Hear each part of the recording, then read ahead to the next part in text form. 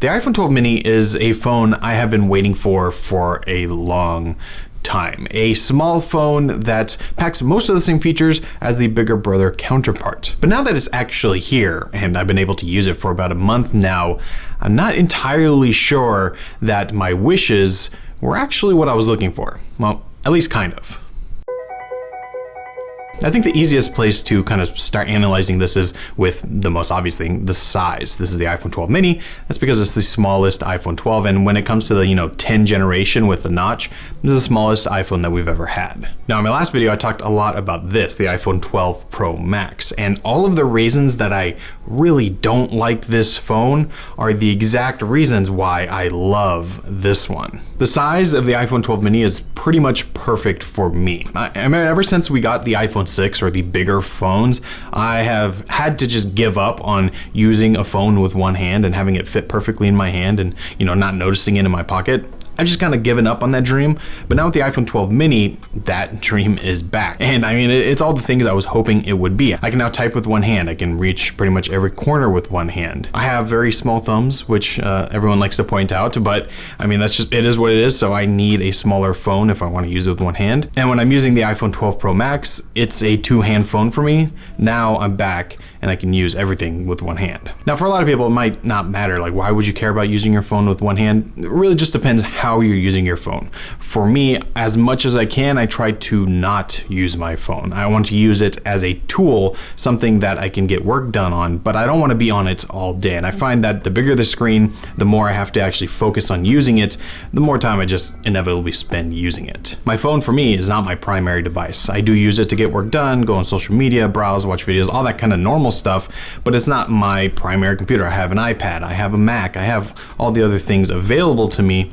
So the phone is really my on-the-go tool, but having something that fits in my hand easily makes it quick and easy. I get on it, do what I need to do, and it goes back in my pocket. But I totally see the other side of the argument. If the phone is one of your primary tools, then having a bigger screen is better, and using two hands is not a big deal. You're gonna want that experience. It really just comes down to personal preference. That size though isn't perfect for everything. Like I said, if you're using this as your main device, it is a little bit on the small side, especially for the kind of tasks that we're used to doing on phones these days. To me, this phone is definitely more of a pick it up, use it, put away. But overall for me, the biggest selling points of the iPhone 12 mini, it being mini, really has been a joy to use, and man, I miss having a small phone. Apple did a pretty good job here because besides the size of the phone itself, I mean, this features all of the same things as the regular iPhone 12. But that is where I start to kind of not love this phone as much. Not for necessarily bad reasons, but just for, again, how I use a phone. I think battery life is the biggest worry for a lot of people when looking at this phone. Like, the dream of having a small phone that's pocketable, that sounds great, but you know that battery life is not going to be nearly as good. And of course, it just isn't. It's a smaller battery. It's still using tech like 5G. It does have the A14 processor, which is very efficient, but I mean, battery life is just not going to be that great. But it is better than I was expecting it to be. I found I've been getting around 6 hours screen on time, which is not the Pro Max level, but it's also not horrible. And I think my expectations were set because earlier this year when the iPhone SE came out, I used that for quite a while, and that battery life is quite a bit worse than what you get with the iPhone 12 mini. So this actually seems like not that big of a deal. What it comes down to, I think, is unless you're on it all day constantly, it's like what you're doing all day long, the battery life is going to be fine. You'll get through a day, but it's not a 2-day phone or a 1.5-day phone. You're going to want to charge it every single night. This is by far the biggest trade-off to having this small size, but it's not so bad that I think it makes this phone irrelevant. It's still completely usable. But even though the battery isn't all that bad, the fact that I am used to these bigger phones that have much better battery life means that the transition, even coming from something like the iPhone 11, which has excellent battery life, going to the 12 mini, it's gonna be a big transition. All right, real quick before we continue, I want to thank this video's sponsor, Skillshare. Now, Skillshare is an online learning community with thousands of classes for really anything creative. So whether that's business, photography, illustration, design, I mean, anything in that creative field that you want to learn and grow, Skillshare has a class for you. And they also have classes in various different skill levels. So whether or not, you're just getting started, you want to dabble, see if it's something that you like, Or if you are an expert and you just want to see if there's some new techniques that you've never heard of before, Skillshare again has a class for you. And, I think it's important to just always be learning, especially in a time like right now. I mean, there's no reason not to get better at your craft, learn something new, and just express yourself. One of my favorite classes right now is Plants at Home from Christopher Griffin. It just shows you how to liven up your space a little bit with actual plants, which is something I've been really trying to do, especially since I've been home so much. Just, change things up a bit. And if that's something you want to check out, or any of the other classes, you can get Skillshare Premium for less than $10 a month. But for the first 1,000 of you to check the link down in the description, you can get a free trial of Skillshare Premium. So go check it out and get learning.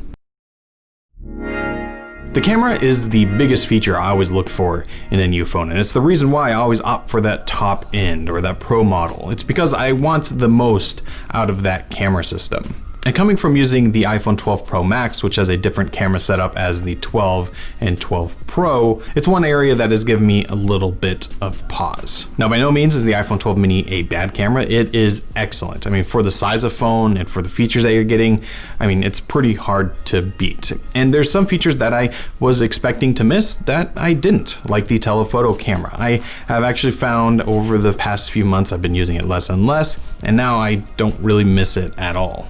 And when it comes to actual photo quality, I mean, you're getting a great photo out of the iPhone, whichever iPhone you choose this year. Smart HDR3 is doing its job. Deep Fusion, I think, is probably one of the biggest changes, where you are in that kind of not great lighting situation, but not dark enough for night mode, not bright enough for Smart HDR. In those situations, you notice a pretty big difference. And they're iPhone photos. You pretty much know what to expect. They're balanced and they look relatively natural. And that really applies to video as well. I've said it before, I'll say it again. The iPhone just takes the best video out there. 8K is great and everything, but when it comes to just the actual quality, dynamic range, all that kind of stuff, the iPhone, you just can't beat it. And you still get things like Dolby HDR, you still get 10-bit.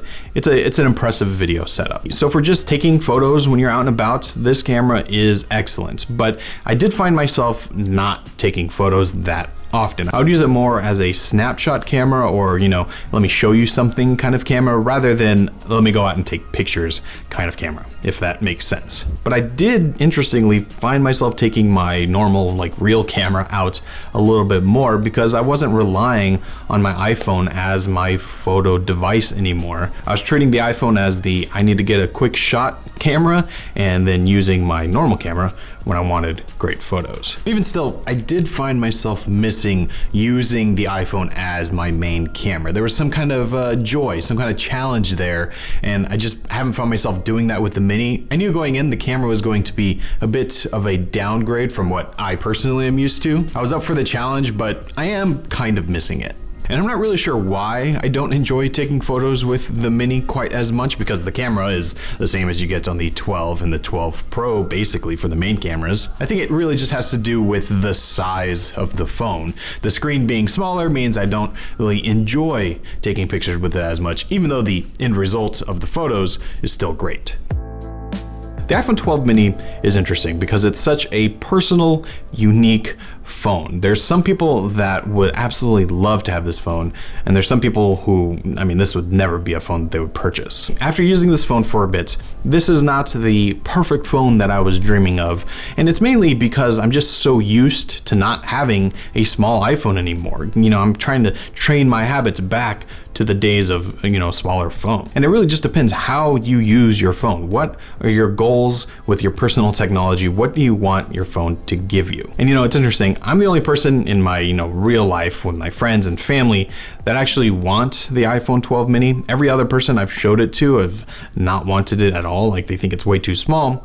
But when I go online and check Twitter or my colleagues, people in this space, they love the idea of a small iPhone. And that's an interesting little data point there, obviously anecdotal, but really solidifies that this is a very, not polarizing, but just unique phone. People are either gonna want it or they aren't. But if you are someone who's, kind of like me, you want the latest phone that has, great features and everything up to date, but also that you can use with one hand, fit in your pocket, and you just don't want to be on all day, the iPhone 12 mini really is a great way to go. But for me, more importantly, I'm just excited that Apple is actually making this phone, and I'm really just hoping that this isn't the last of the mini iPhone. Hopefully it's not a one and done, because having a small iPhone, even if it's not, the perfect iPhone I was dreaming of, I'm just happy it's here.